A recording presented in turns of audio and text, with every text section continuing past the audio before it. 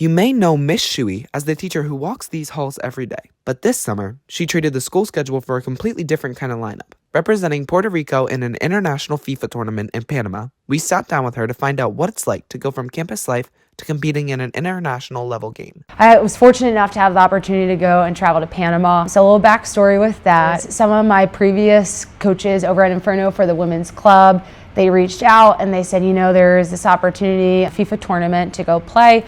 So summers, it's nice as a teacher, you have the flexibility of you're not in session and working in schools.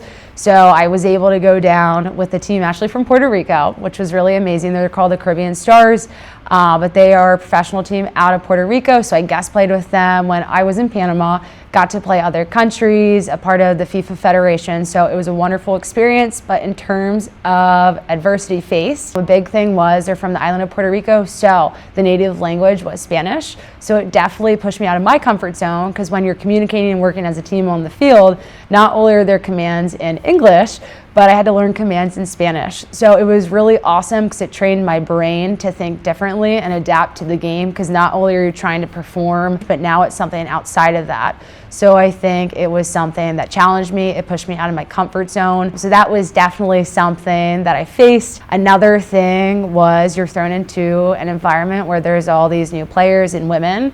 And for me, it was my first time ever meeting these people. They were lovely. You're thrown in with this new group. They are all familiar with their strengths and skill sets. And it's like, how do I fit into that piece of the puzzle? So it was learning how to play off them for the success of that team. But I would say those were a few things definitely that you had to be flexible and had to adapt to. One summer, one tournament, one unforgettable experience. Miss Shuey showed us that teachers have lives full of stories worth telling. And this one, it's definitely a goal. With The Squawk, I'm Karen Spade signing off.